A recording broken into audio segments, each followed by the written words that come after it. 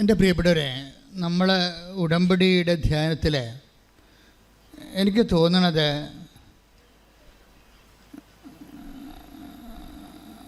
നമ്മൾ ദൈവത്തോട് ചോദിക്കേണ്ട ഏറ്റവും വലിയ അനുഗ്രഹമെന്ന് പറയണത് ദൈവ അനുഭവത്തെക്കുറിച്ചാണ്. ഇപ്പം നിങ്ങൾ ജോലി വേണം, വീട് വേണം, വിവാഹം നടക്കണം, ജപ്തി നടപടി ഒഴിവാകണം, അങ്ങനെ ഒത്തിരിയേറെ സങ്കടം വരുന്ന ഒത്തിരിയേറെ ജീവിത വിഷയങ്ങളോട് നമ്മൾ ഏറ്റുമുട്ടുകയല്ലേ. കച്ചവടം നടക്കുന്നവർക്ക് ഇപ്പോൾ ബിസിനസ്സിലുണ്ടാകുന്ന തകർച്ച,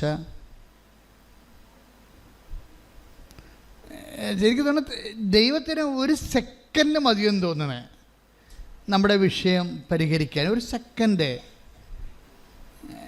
കഴിഞ്ഞ ദിവസങ്ങളിൽ ഇവിടെ ഞാൻ നിൽക്കുമ്പോൾ ഒരു മനുഷ്യൻ എഴുതിക്കൊണ്ട് വന്നിരിക്കുന്നത് 33 കോടി രൂപ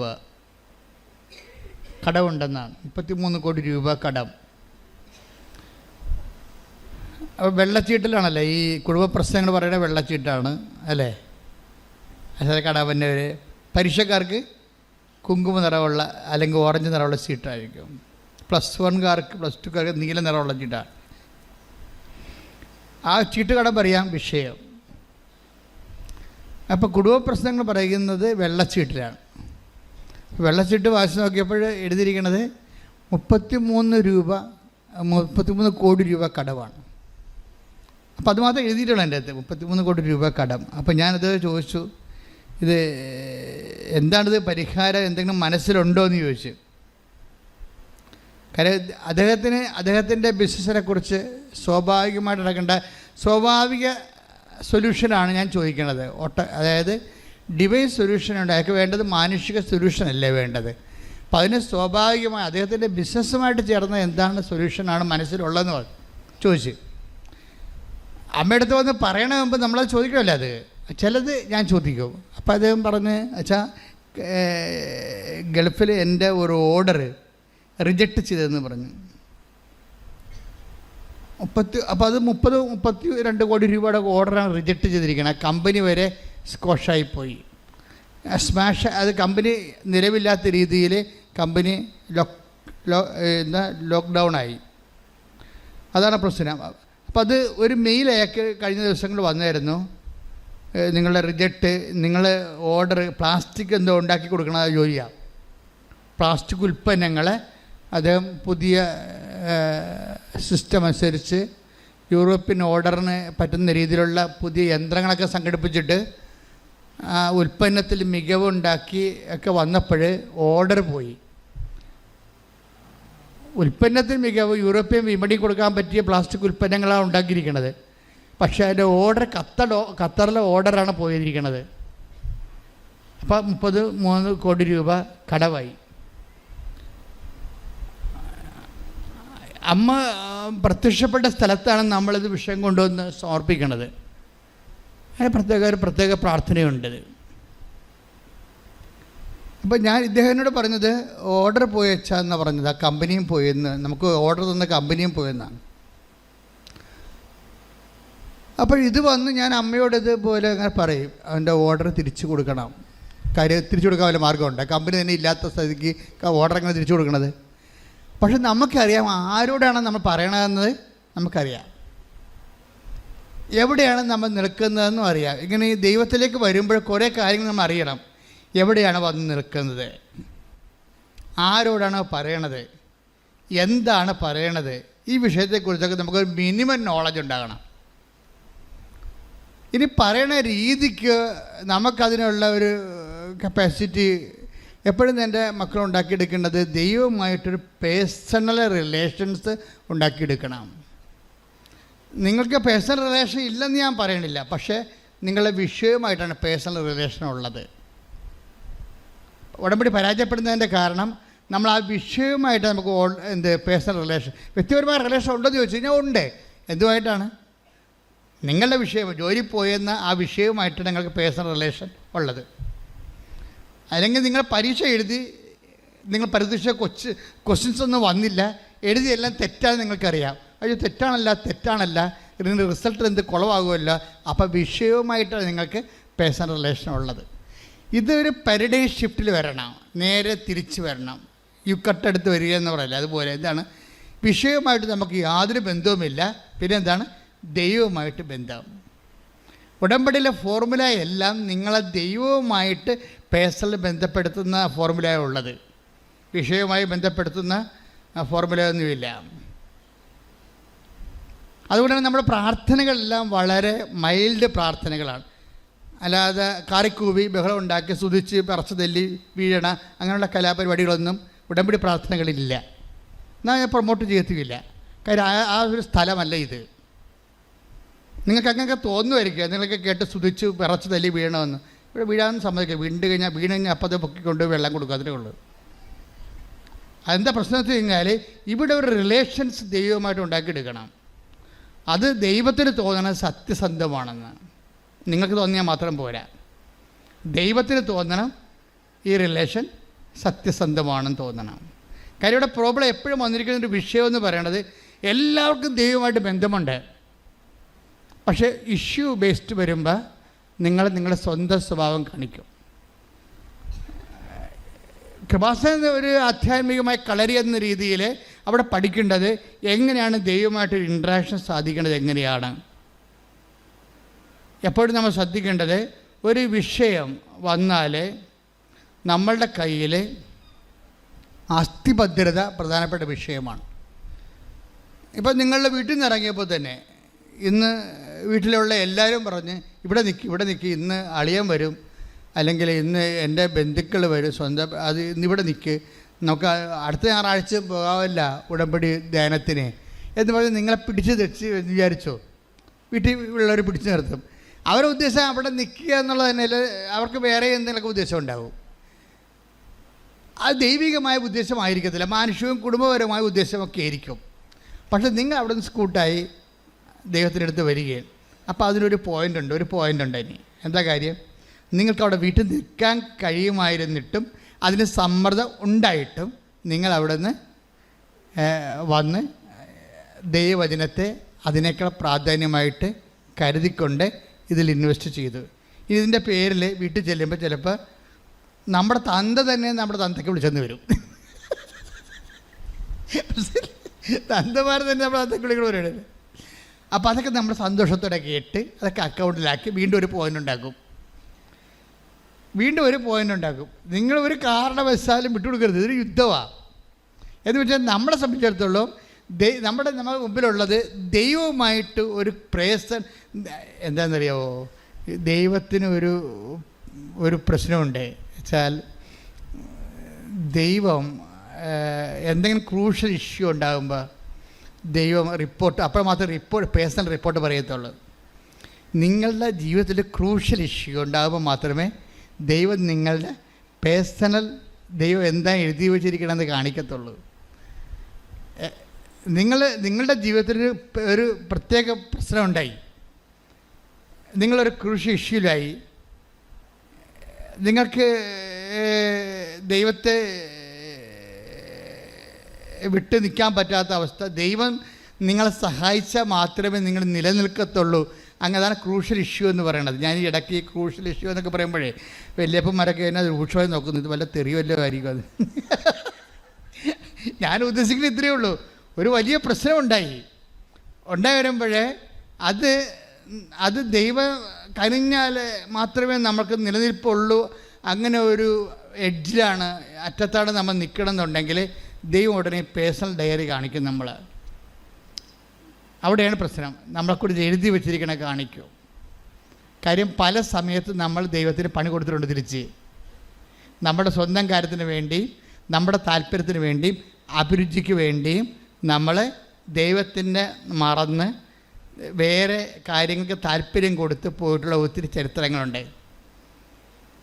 അപ്പോൾ അതുകൊണ്ട് ഈ മോസസിൻ്റെ ജീവിതത്തിലുണ്ടായിരുന്നു ഇങ്ങനെയുള്ള വിഷയങ്ങൾ. അപ്പോൾ ദൈവം പറഞ്ഞു, മോസസിനെ കുറിച്ച് നിങ്ങൾ കമൻറ്റ് ചെയ്യേണ്ട, ഐ നോ ഹിം എന്ന് പറഞ്ഞു. അതാണ് പ്രശ്നം. അത് പറയണം. Take the word of God. ശ്രദ്ധിക്കട്ടെ. ഹല്ലേലൂയ.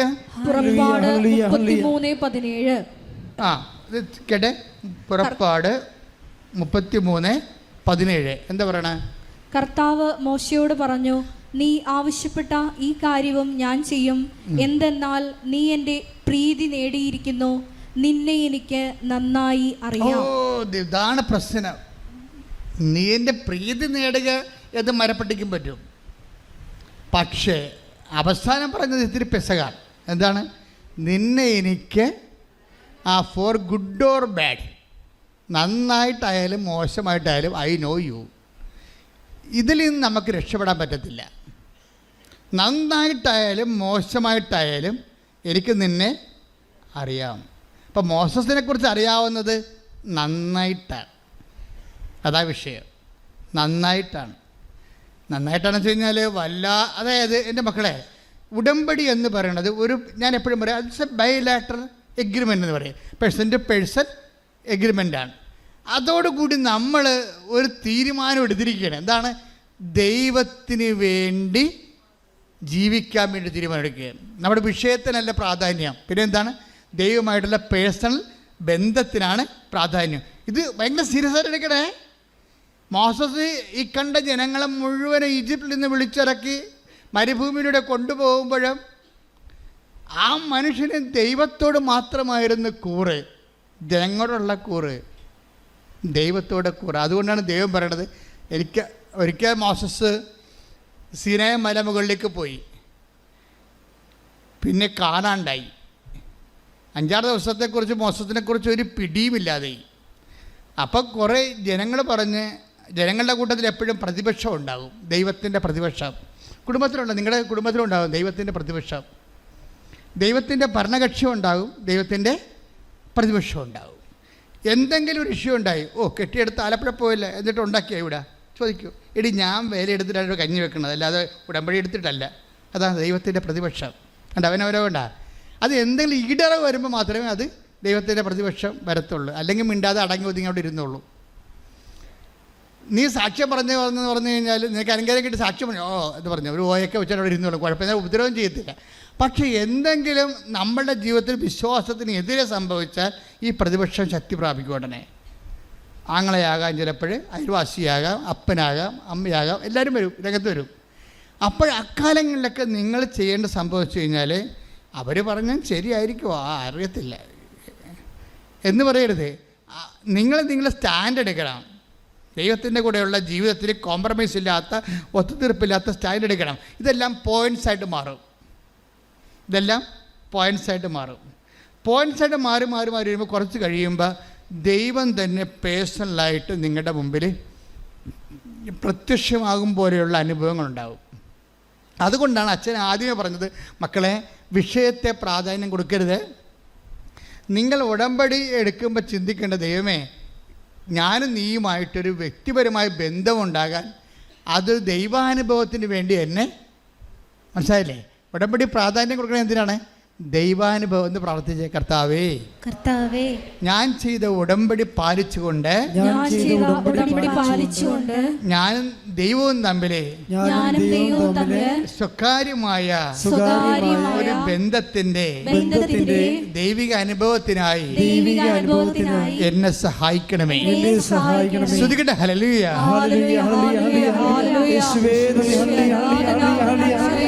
സ്നേഹത്തോടെ പോലെ സ്നേഹിതനെന്ന പോലെ ഈശോയോട് സംസാരിക്കുവാൻ ഈ ആരാധനയിലൂടെ ഞങ്ങൾ ഒരുക്കണമേ. അഭിഷേകം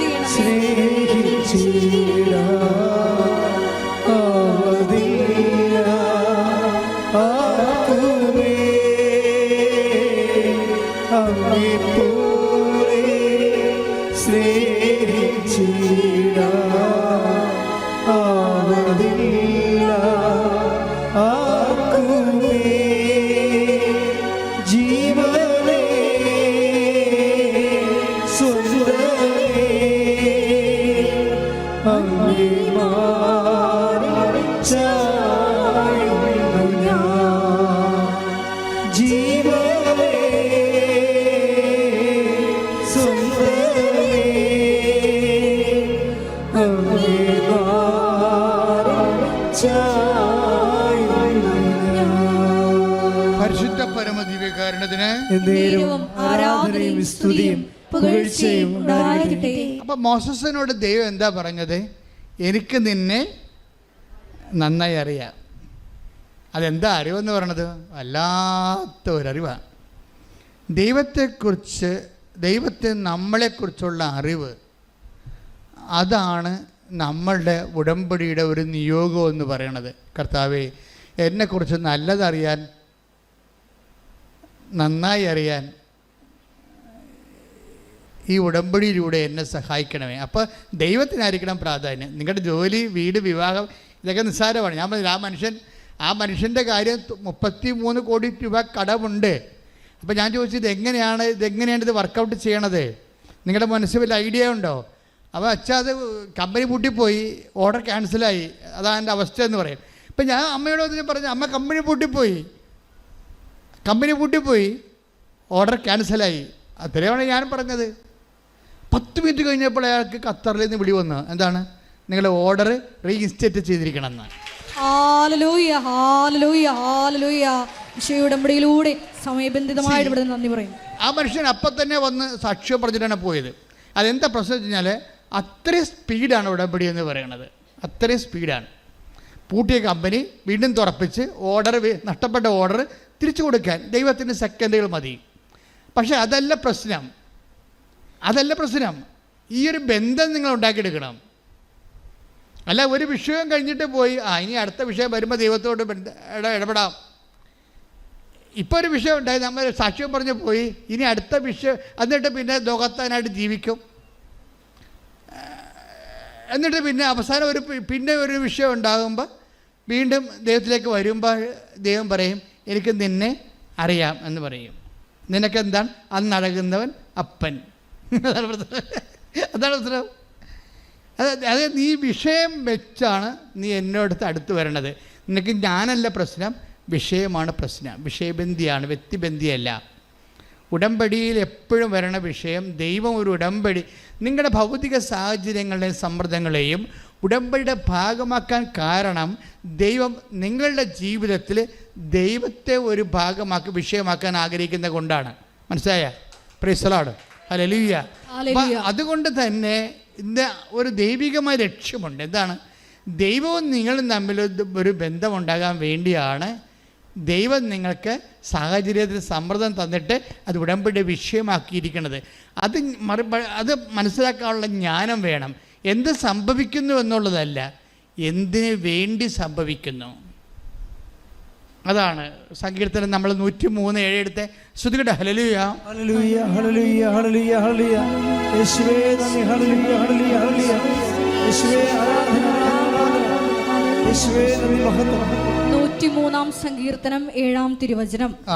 അവിടുന്ന് തൻ്റെ വഴികൾ മോശയ്ക്കും പ്രവർത്തികൾ ഇസ്രായേൽ ജനത്തിനും വെളിപ്പെടുത്തി. എന്ന് പറഞ്ഞ അവിടുന്ന് തന്റെ വഴികൾ മോശയ്ക്കും പ്രവർത്തികൾ ഇസ്രായേൽ ജനത്തിനും വെളിപ്പെടുത്തി.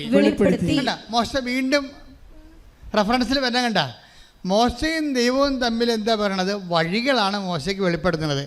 പിന്നെ ഉള്ള കക്ഷി ആരാണ്? ജനമാണ്, ഇസ്രായേൽ ജനം. ഇസ്രായേൽ ജനത്തിന് എന്താ വെളിപ്പെടുത്തുന്നത്? പ്രവർത്തികൾ. എന്ത് നടക്കുന്നു?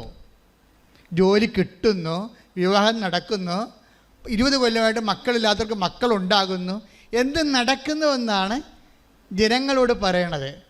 പക്ഷേ ദൈവം ഉദ്ദേശിക്കുന്ന ജനങ്ങളും ദൈവവും തമ്മിലുള്ള ബന്ധത്തെക്കാളുപരി മോസസും നീയും ദൈവവും തമ്മിലുള്ള ബന്ധമാണ് നീയും ദൈവവും തമ്മിൽ ഉണ്ടാകാൻ ദൈവം ആഗ്രഹിക്കുന്നത്. കാര്യം എന്താണ്? പ്രവർത്തികളാണ് ജനത്തിന് വെളിപ്പെടുത്തുന്നത്. മോസസിന് വെളിപ്പെടുത്തുന്നത് എന്താണ്? വഴികളാണ്. എന്തുകൊണ്ട് നടക്കുന്നു? സാധാരണ വഴികൾ. എന്തുകൊണ്ടാണിത് നടക്കുന്നത്? ഈ വിവാഹം എന്താ ഇത്രയും താമസിച്ചത്? നിങ്ങളും ദൈവവുമായിട്ട് അതിൻ്റെ പേരിൽ ഒരു ബന്ധമുണ്ടാകാൻ വേണ്ടി. എന്താ 20 കൊല്ലം ഉണ്ടാക്കാതിരുന്നിട്ട് ഇവിടെ ആൾക്കാരെ വന്നപ്പോൾ കുഞ്ഞുങ്ങളുണ്ടായത്? നീയും ദൈവവും തമ്മിൽ ബന്ധമുണ്ടാകാൻ വേണ്ടി. അതാണ് സംഭവം. അപ്പോൾ പ്രവർത്തികൾ ജനത്തിനാം, വഴികൾ ഇസ്രയേലിനുമാണ്. അപ്പോൾ വഴികൾ മോസസിനുമാണ് വെളിപ്പെടുത്തുന്നത്. അപ്പോൾ ഉടമ്പടി ലക്ഷ്യം വഴികൾ വെളിപ്പെടുത്തി കിട്ടണം. നമ്മുടെ ഓരോ കാരണം, ഇപ്പം നിങ്ങൾക്ക് കടമുണ്ട്, അല്ലെങ്കിൽ നിങ്ങൾക്ക് രോഗമുണ്ട്, അല്ലെങ്കിൽ നിങ്ങൾക്ക് മക്കളില്ല, അല്ലെങ്കിൽ നിങ്ങൾക്ക് വഴിയില്ല, വീടില്ല, അതെല്ലാം ഉടമ്പടി വഴി കിട്ടുമ്പോൾ അതെല്ലാം പ്രവർത്തികളെ ആകുന്നുള്ളൂ. പക്ഷെ ദൈവം ഉദ്ദേശിക്കുന്നത് നീ ഉദ്ദേശിക്കുന്ന പ്രവർത്തികളായിരിക്കും. ദൈവം ഉദ്ദേശിക്കുന്ന പ്രവൃത്തിയല്ല, വഴിയാണ്. എന്താണ്? എന്തിനു വേണ്ടിയാണ്? വഴിയില്ലാത്ത എത്രയോ പേര് ലോകത്തുണ്ട്, മക്കളില്ലാത്ത എത്ര പേര് ലോകത്തുണ്ട്, മക്കൾ കല്യാണം ഒക്കാത്ത എത്ര പേര് ലോകത്തുണ്ട്, ജോലിയില്ലാത്ത എത്ര പേര് ലോകത്തുണ്ട്. Then why you? അങ്ങനെ ഒത്തിരി പേര് നിൻ്റെ പ്രശ്നങ്ങളുണ്ടെങ്കിലും നിന്നെ മാത്രം എന്തിന് കൃപാസനത്തെ വിളിച്ചു, നിന്നെ മാത്രം എന്തിന് ഉടമ്പടി ഭാഗമാക്കി? അത് ദൈവത്തിൻ്റെ പ്രവൃത്തിയാണ്. എന്താ കാര്യം അത്? അതായത് ദൈവത്തിൻ്റെ വഴിയാണ്. എന്നുവെച്ചാൽ ദൈവത്തിൻ്റെ ഉദ്ദേശം നീയും ദൈവവും തമ്മിൽ ഒരു വ്യക്തിപരമായ ബന്ധമുണ്ടാകുകയാണ് ഉദ്ദേശം. ഈ ഉടമ്പടി എടുത്തിരിക്കുന്ന 90% ആൾക്കാർക്ക് ഇതറിയത്തില്ല. അവർ ഓർക്കണ പ്രവൃത്തിയാണെന്നാണ് അവർ ഓർക്കണത്. സാക്ഷ്യം പറഞ്ഞ് അവർ മൂടും തട്ടിപ്പോകും. പക്ഷേ ദൈവം ഉദ്ദേശിക്കുന്ന പ്രവൃത്തിയല്ല, വഴിയാണ്. എന്താണ്? ഈ ഒരു പ്രശ്നം വഴി നീയും ദൈവവും തമ്മിൽ വ്യക്തിപരമായ ബന്ധമുണ്ടാകണം. മനസ്സിലായോ? അതാണ് ഈ സങ്കീർത്തനം 103:7 എന്താ പറയുന്നത്? ദൈവമായ കർത്താവ് തൻ്റെ പ്രവൃത്തികൾ ഇസ്രായേലിനും വഴികൾ മോശയ്ക്കും വെളിപ്പെടുത്തി. പ്രാർത്ഥിക്കുക, കർത്താവ് ദൈവമേ, ഉടമ്പടിയിലൂടെ വഴിയാണ് അങ്ങ് വെളിപ്പെടുത്തുന്നതെന്ന് മനസ്സിലാക്കി ഞാനും അങ്ങുമായി മോശയെ പോലെ വ്യക്തിപരമായ ഒരു ബന്ധമുണ്ടാകാൻ ഉടമ്പടിയിലൂടെ എന്നെ വിശേഷ വിധിയായി അഭിഷേകം ചെയ്യണം.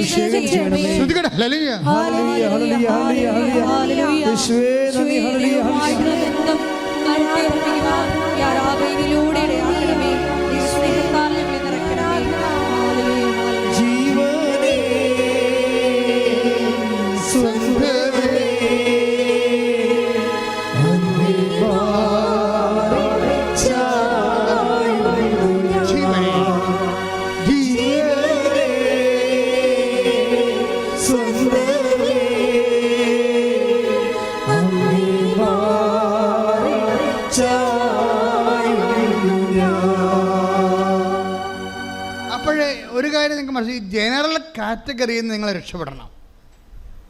ഒരു പേഴ്സണൽ ആൻഡ് പർട്ടിക്കുലർ കാറ്റഗറിയിലേക്ക് വരണം. ഉടമ്പടിയിൽ വരുന്ന ഒരു പ്രശ്നം, ജനറൽ കാറ്റഗറി ഉണ്ട്, പൊതുവായിട്ട് വരുന്ന ഒരു കൂട്ടം. അത് ജനത്തിൻ്റെ കൂട്ടമാണ്. ഈ ജനത്തിൻ്റെ കൂട്ടം എന്ന് പറയുമ്പോൾ അനുഗ്രഹം എന്തെങ്കിലും ഭൗതിക സാഹചര്യങ്ങൾ കുറഞ്ഞു പോയാൽ അവരുടനെ അവർ തിരിച്ചു പോകും ദൈവത്തിൽ നിന്ന്. മനസ്സിലായില്ലേ? അതെപ്പോഴും ജനറൽ കാറ്റഗറിയിലുള്ളത് എന്താണ്? ഏതെങ്കിലും സമയത്ത് ഒരു -പോയിൻ്റ് വന്നാൽ വിശ്വാസത്തിൽ തെറിച്ചു പോകാൻ സാധ്യതയുള്ള ആൾക്കാരാണ് ജനറൽ കാറ്റഗറി വരണത്. പൊതുവായിട്ടുള്ള കാറ്റഗറി. ഈജിപ്തുകാരിൽ നിന്ന് അവരെ കൊണ്ടുവന്നില്ലേ? ചെങ്കടൽ പിളർത്തിക്കൊണ്ടുവന്നതാണ്. എന്നിട്ട് ആ കക്ഷികൾ പറഞ്ഞു, ഞങ്ങൾക്ക് വിശക്കണേ, ഞങ്ങൾക്ക് ഈജിപ്തിലെ ഇറച്ചി ചട്ടിയെക്കുറിച്ച് ഓർക്കുമ്പോൾ ഞങ്ങൾക്ക് വായു വെള്ളം ഊറണ്, ഞങ്ങൾക്ക് തിരിച്ചു പോകണമെന്ന് പറഞ്ഞു. അടിമത്തമാണെങ്കിലും കുഴപ്പമില്ല, ഞങ്ങൾക്ക് തിരിച്ചു പോയ ദൈവത്തെ വേണ്ട, ഇറച്ചിച്ചട്ടി മതിയെന്ന് പറഞ്ഞുകൊണ്ട് തിരിച്ചു പോകാൻ. അപ്പം തിരിച്ചു പോകാനുള്ള ആ വിശ്വാസത്തിൽ നിന്ന്, ദൈവവുമായിട്ടുള്ള വ്യക്തിപരമായ ബന്ധത്തിൽ നിന്ന്, പകൽ തീത്തൂണും രാത്രി തീത്തൂണും പകൽ മെഘസ്തംഭവുമായി നയിച്ച ദൈവത്തിൻ്റെ പരിപാലനയുടെ ആ ഒരു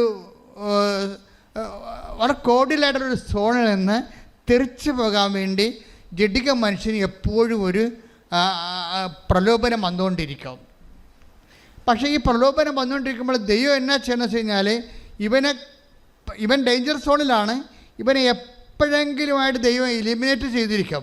ഒരിക്കലും വിശ്വാസത്തിലും തിരിച്ചു പോകണമെന്ന് നിങ്ങൾക്ക് തോന്നിയാൽ, ഏതെങ്കിലും ഭൗതിക സാഹചര്യം ലഭിക്കാതിരിക്കുകയോ, നിങ്ങൾ ആഗ്രഹിച്ച ജോലി, നിങ്ങൾ ആഗ്രഹിച്ച പ്രമോഷൻ, നിങ്ങൾ ആഗ്രഹിച്ച പറമ്പ് നിങ്ങൾക്ക് കിട്ടാതിരിക്കുന്നതിൻ്റെ പേരിൽ നിങ്ങൾക്ക് പ്രാർത്ഥന മുടങ്ങുകയോ ഉടമ്പടിയുടെ നിബന്ധനകൾ മുടങ്ങുകയോ ചെയ്താൽ നിങ്ങൾ തിരിച്ചു പോകുന്ന കൂട്ടത്തിലാണ് കാറ്റഗറൈസ് ചെയ്തിരിക്കുന്നത്. അപ്പോൾ എന്താ? ജനറൽ കാറ്റഗറിയിൽ തിരിച്ചുപോക്കുകാരുടെ കൂട്ടത്തിൽ ഇട്ടിരിക്കുകയാണ്. തിരിച്ചുപോക്കുകാരെന്താണ് പറയണത്? അത് അവർ എന്താ പറയണത്? 16 പുറപ്പാട് 13:3 എടുത്ത് ശ്രദ്ധിക്കട്ടെ. ഹല്ലേലൂയ, ഹല്ലേലൂയ, ഹല്ലേലൂയ, ഹല്ലേലൂയ, ഹല്ലേലൂയ. യേശുവേ നന്ദി. ഹല്ലേലൂയ, ഹല്ലേലൂയ, ഹല്ലേലൂയ, ഹല്ലേലൂയ, ഹല്ലേലൂയ. പുറപ്പാട് 16:3. ഇസ്രായേൽക്കാർ അവരോട് പറഞ്ഞു, ഈജിപ്തിൽ ഇറച്ചി പാത്രത്തിന് അടുത്തിരുന്ന് തൃപ്തിയാവോളം അപ്പം തിന്നുകൊണ്ടിരുന്നപ്പോൾ കർത്താവിന്റെ കരത്താൽ കൊല്ലപ്പെട്ടിരുന്നുവെങ്കിൽ എത്ര നന്നായിരുന്നു. എന്നാൽ സമൂഹം മുഴുവനെയും പട്ടിണിയിട്ട് കൊല്ലാനായി ഞങ്ങളെ ഈ മരുഭൂമിയിലേക്ക് നിങ്ങൾ കൊണ്ടുവന്നിരിക്കുന്നു. അപ്പോൾ ദൈവത്തിൻ്റെ പരിപാലനയിൽ അവർ വിശ്വസിക്കണില്ല. മറിച്ച് ഇന്നലെയുള്ള കാലങ്ങളിലെ വിശ്വാസരാഹിത്യത്തിൻ്റെ കാലങ്ങളിൽ ദൈവത്തെ മറന്ന് ജീവിച്ചപ്പോൾ ഏത് ബാറിലും അവർക്ക് കയറാൻ പറ്റുമായിരുന്നു. അതാണ് പ്രശ്നം. ദൈവത്തെ മറന്ന് ജീവിച്ച കാലത്തെ ഞായറാഴ്ച തന്നെ അവർക്ക് പള്ളിയിൽ പോകണമെന്ന് നിർബന്ധമൊന്നും ഇല്ലായിരുന്നു. അവർക്ക് ആ സമയത്തൊക്കെ അവർ വേറെ പല അമ്യൂസ്മെൻറ്റുകളും ചെയ്തുകൊണ്ടിരുന്ന കാലമാണ്. ആ കാലത്തിലേക്ക് തിരിച്ചു പോകാൻ എപ്പോഴും നമുക്ക് തോന്നും. ഇപ്പം നമ്മൾ തിരിച്ച് വന്നിരിക്കണത് എന്തെങ്കിലും അനുഗ്രഹം കിട്ടുമെന്ന് വിചാരിച്ചിട്ടാണ്. അത് കിട്ടാനത് താമസിക്കുകയാണെങ്കിൽ തിരിച്ചു പോകണമെന്ന് തോന്നും. ഇതൊരു പ്രവണതയാണ് ശരിക്കും പറഞ്ഞാൽ. നിങ്ങൾ തന്നെ മനസ്സിലാക്കിയില്ലെങ്കിൽ ദൈവം നിങ്ങളേതെല്ലാം മനസ്സിലാക്കിയിട്ടുണ്ട്. അതാണ് പ്രശ്നം. മോസസിനോട് പറയും, ജനത്തിനെയും ദൈവത്തിനും അറിയാം, മോസസിനെയും അറിയാം. ദൈവത്തിനെ കൊണ്ട് പറയിപ്പിക്കാതിരിക്കുന്നതാണ് ആധ്യാത്മികമായ വിവേചകം എന്ന് പറയുന്നത്. എന്താ കാര്യം? ഈ തിരിച്ചു പോകണമെന്ന് പറഞ്ഞ ജനത്തിന് എന്താ സംഭവിക്കണമെന്ന് നമുക്ക് നോക്കാം. തിരിച്ചു പോകണമെന്ന് പറഞ്ഞ ജനത്തിനെ കൊല്ലാനൊന്നും മോസസിനോട് പറഞ്ഞിട്ടില്ല. പക്ഷേ മോസസ് അത് ചെയ്തിരിക്കും. അതാണ് മോസസ്. ഒരിക്കൽ ദൈവത്തിനെ മറന്നുകൊണ്ട് ജീവിച്ചവൻ, ഏതെങ്കിലും ഭൗതിക സാഹചര്യം കിട്ടിയത് കൊണ്ടോ കിട്ടാത്തത് കൊണ്ടോ താമസിച്ചത് കൊണ്ടോ അവൻ പഴയ കാലങ്ങളിലേക്ക് തിരിച്ചു പോകാൻ ആഗ്രഹിച്ചാൽ ഓർക്കുക, ഇന്നല്ലെങ്കിൽ നാളെ അതിന് മറുപടി പറയേണ്ടി വരും. ഒരു സംശയമില്ല. തിരിച്ചു പോകാൻ ചിന്തിച്ചാൽ മാത്രം മതി.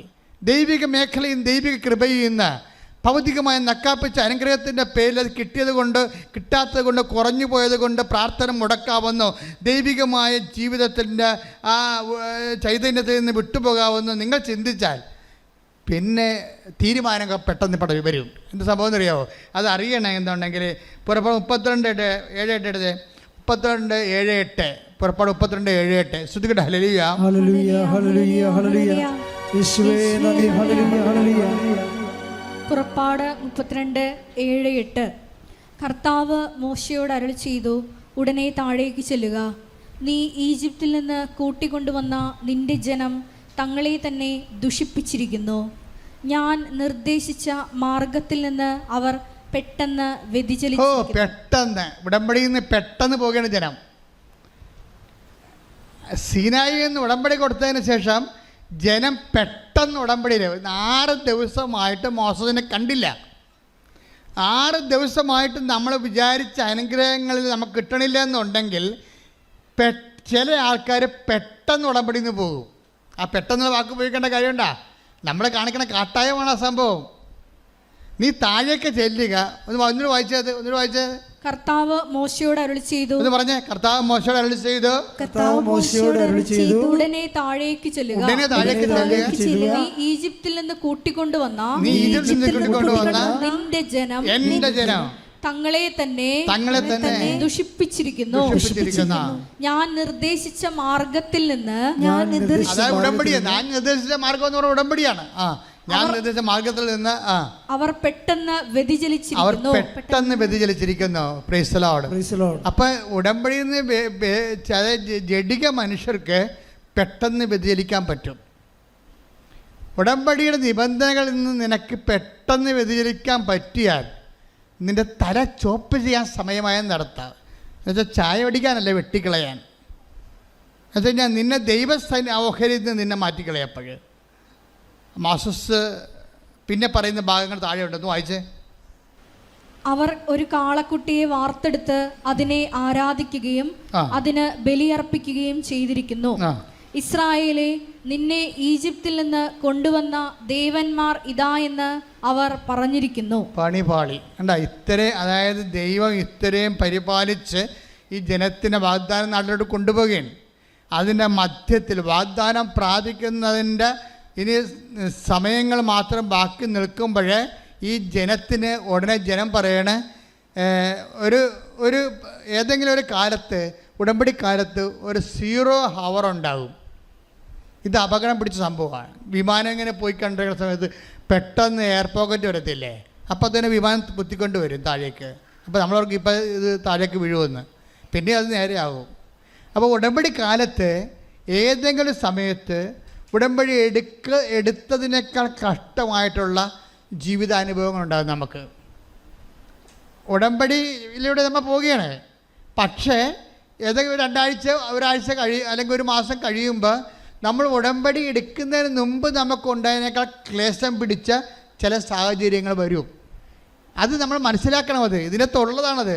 ഇപ്പം നോക്കിയാൽ ഉടമ്പടി ജനമാണ്. മോസസിനെ കാണാനില്ല, ദൈവത്തിനെ കാണാനില്ല, പ്രാർത്ഥിക്കാൻ പറ്റണില്ല, പ്രാർത്ഥനയുടെ ഉത്തരമില്ല, എല്ലാത്തിനും പ്രാർത്ഥിക്കുന്നതിന് ഘടകവിരുദ്ധമായ സംഭവങ്ങളാണ് നടന്നുകൊണ്ടിരിക്കുന്നത്. അപ്പോൾ ജനം എന്താ വിചാരിക്കണത്? ജനം ഉടനെ മനസ്സുകൊണ്ട്, അവരാരും നടന്നു പോകാൻ പറ്റത്തില്ല, പക്ഷെ അവർ മനസ്സുകൊണ്ട് തിരിച്ചുപോയി. എന്താ പറഞ്ഞ? മനസ്സുകൊണ്ട് ഞാൻ തിരിച്ചുപോയി. ഒരിക്കൽ തിരിച്ചു പോകണമെന്ന് വിചാരിച്ചവൻ എപ്പോഴായാലും അവൻ തിരിച്ചു പോയിരിക്കും. ഒരിക്കൽ തിരിച്ചു പോകണമെന്ന് വിചാരിച്ചവൻ, ഇപ്പം ചില ആൾക്കാർ നോൻപിന് വെള്ളം അവിടെ നിർത്തിയിട്ടില്ലേ, എന്നിട്ട് ഈസ്റ്ററിനെ ഘോഷിക്കാമെന്ന് പറഞ്ഞിരിക്കണില്ലേ? പേപ്പട്ടി നിൻ്റെ കാര്യത്തിൽ തീരുമാനമായിട്ടുണ്ട്. ഒരു സംശയമില്ല, നീ ദൈവത്തെ വഞ്ചിക്കുകയാണ്. നീ തിരിച്ചു പോകണമെന്ന് തീരുമാനിച്ചിരിക്കുന്നോ? നോൻപ് കഴിയുമ്പോൾ അടിച്ചു പൊളിക്കാൻ തീരുമാനിച്ചിരിക്കുന്നോ? എന്നാൽ പിന്നെ ഇപ്പം അടിച്ചു പൊളിക്കാൻ പറ്റില്ല. നീ എന്താ ദൈവത്തെ പറ്റിക്കണേ? അപ്പോൾ തിരിച്ചു പോകണമെന്ന് തീരുമാനിക്കുന്നവൻ എപ്പോഴായാലും തിരിച്ചു പോയിരിക്കും. ഓർക്കുക, തിരിച്ചു പോകണമെന്ന് പ്രവണത ഉള്ളവൻ്റെ പുസ്തകത്തിൽ ദൈവം എന്നെ നിനക്കറിയാമെന്ന് തന്നെ എഴുതിയിരിക്കണത്. നിന്നെ എനിക്ക് അറിയാമെന്ന് തന്നെ എഴുതിയിരിക്കണത്. ദൈവത്തിനെ എഴുതുന്ന ഒരു വാക്കാണത്. ദൈവത്തിൻ്റെ പുസ്തകത്തിൽ എഴുതുന്ന വാക്കാണത്. എന്താണ്? നിന്നെ എനിക്കറിയാമെന്ന്. വേറെ ഒന്നും എഴുതത്തില്ല, വിശദീകരണമൊന്നുമില്ല. ദൈവത്തിൻ്റെ അനന്ത ജ്ഞാനത്തിൽ വിശദീകരണം ടക്ക് വന്നുകൊണ്ടിരിക്കും. പക്ഷേ എഴുതണ ഇത്രയേ ഉള്ളൂ. എന്താണ്? നിന്നെ എനിക്ക് അറിയാം, അത്ര എഴുത്തുള്ളൂ. കഴിഞ്ഞ ദിവസം ഞാൻ അവിടെ നിന്ന് ഉറങ്ങിപ്പോയതല്ല, കുർബാന സ്വീകരിച്ചപ്പോൾ മയങ്ങിപ്പോയി. പെട്ടെന്ന് ഒരു മനുഷ്യൻ്റെ ഇടത് കയ്യെ വാച്ച് കെട്ടിയിരിക്കുകയാണ്. ഒരു മഞ്ഞ ഡയലാണ്. അതെനിക്ക് ഡയൽ കാണാം. പെട്ടെന്ന് ഒരു തീ ഇറങ്ങിയിട്ട് മഞ്ഞ ഡയൽ കത്തിപ്പോയി. അപ്പം ഞാൻ ഞെട്ടി ഉണർന്ന്. അപ്പം ഞാൻ പറഞ്ഞു, കർത്താവേ, കടികാരമാണല്ലോ, കയ്യെ കെട്ടിയ കടികാരമാണല്ലോ കത്തിപ്പോയത്. സമയം തീർന്നാ? എൻ്റെ സമയം തീർന്നാന്ന് ഞാൻ ചോദിച്ചത്. കർത്താവിനോട് ചോദിക്കാറില്ല, സമയഘടികാരമല്ലേ, സമയഘടികാരം കത്തിപ്പോയി, അപ്പോൾ എൻ്റെ സമയം തീർന്നാ എന്ന് ഞാൻ ചോദിച്ചു. ചോർത്ത് കഴിഞ്ഞാൽ പിന്നെ ഒരു വിശ്വാസപ്രമാണം ചൊല്ലി പറഞ്ഞു, കർത്താവേ, അപ്പോൾ എനിക്കൊരു 4 എന്നും പറഞ്ഞ നമ്പർ എൻ്റെ മനസ്സിൽ കാണിച്ചു ഈശോ. അപ്പോൾ ഞാൻ പറഞ്ഞു, ഈശോ 4 ഫിക്സാണ് കേട്ടോ. ഞാൻ വചനം തുറക്കും, ഈ 4 എന്നുള്ള നമ്പരെ നീ എനിക്ക് സന്ദേശം തരണമെന്ന് പറഞ്ഞ്. ഞാൻ വചനം തുറക്കും, ഈ 4 എന്നുള്ള നമ്പറിൽ നീ എനിക്ക് സന്ദേശം തരണം. നമ്മൾ ദൈവത്തോട് സംസാരിക്കാൻ പറ്റും നമുക്ക്. ഇത് ഉടമ്പടിയിൽ വേറൊരു ലോകമാണ്. ഉടനെ ഞാൻ വിശ്വപ്രവാചകനിൽ വചനം തുറന്നപ്പോൾ 2:4. എന്ത്? ലൂക്കായുടെ സുവിശേഷം 2:4. എന്താ പറയണത്? ജോസഫ് എന്ത് ചെയ്ത്? പേരെഴുതിക്കാൻ വേണ്ടി തൻ്റെ നഗരത്തിലേക്ക് തിരിച്ചുപോയി. ഗർഭിണിയായ മറിയം അവൻ്റെ കൂടെ ഉണ്ടായിരുന്നെന്നാണ്. എൻ്റെ കണ്ണ് നിറഞ്ഞുപോയി. ഞാൻ പറഞ്ഞു, കർത്താവ്, ജീവൻ്റെ പുസ്തകത്തെ പേരെഴുതിക്കാണെങ്കിൽ ജോസഫിൻ്റെ കൂടെ അമ്മ ഉണ്ടാവുമെന്ന് പറഞ്ഞില്ലേ, എനിക്കത് മതി. അതാണ്. അപ്പോൾ അവർ ഗർഭിണിയാന്ന് എഴുതിയിട്ടുണ്ട് അതിനകത്ത്. അവർ വാഗ്ദാന പേടകമാണെന്ന്. സ്വർഗത്തിലെ അമ്മ വാഗ്ദാന പേടകമാണെന്ന് എന്നോട് തൈക്കാട്ടുശ്ശേരി വെച്ച് പറഞ്ഞായിരുന്നോ? ഞാൻ ഉടമ്പടി പുസ്തകം എഴുതിക്കൊണ്ടിരിക്കുന്ന സമയത്ത് പറഞ്ഞു, സ്വർഗത്തിൽ ഒരാലയം കണ്ടു. Take the word of God.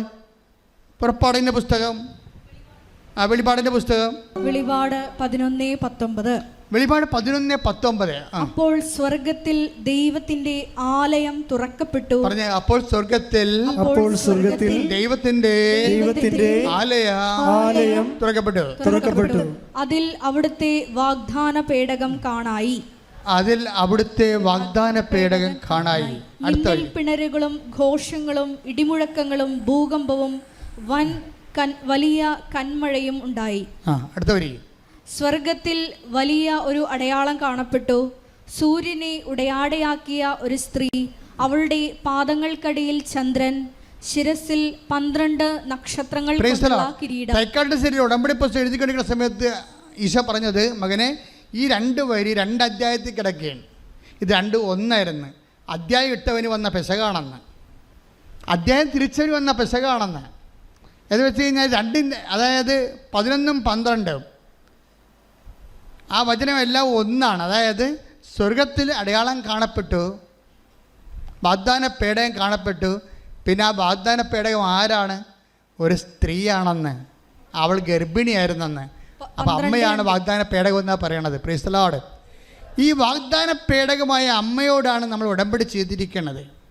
അതാണ് ഉടമ്പടി മാതാവെന്ന് പറയുന്നത്. അതിനോട് പറഞ്ഞത്, നിൻ്റെ കാലം എപ്പോൾ എത്തിയാലും നിൻ്റെ കൂടെ അമ്മ ജീവൻ്റെ പുസ്തകത്തിൽ പേരെഴുതിക്കുന്ന സ്ഥലത്തേക്ക് കൂടെ വരുമെന്നാണ്. ശ്രദ്ധിക്കട്ടെ.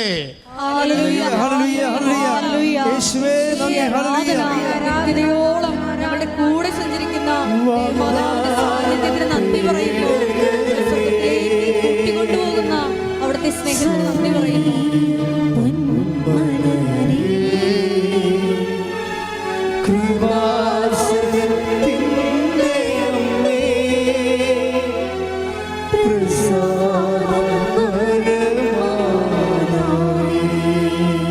പരിശുദ്ധ പരമ ദിവ്യകാരുണ്യത്തിന്.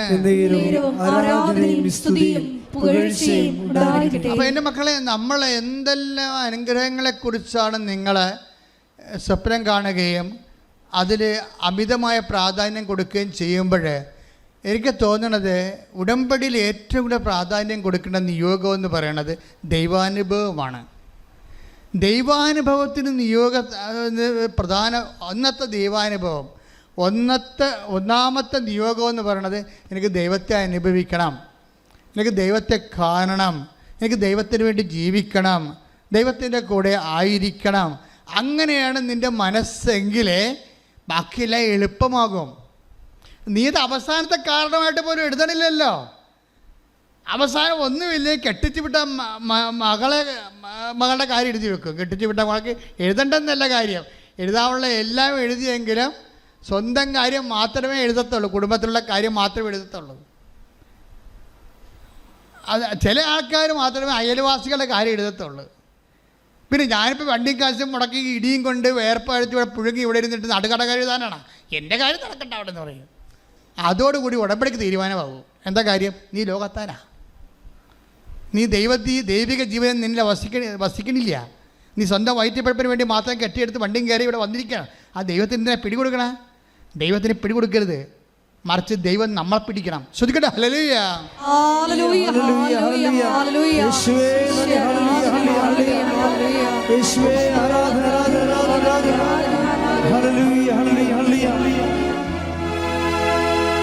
ഞാൻ നിന്നെ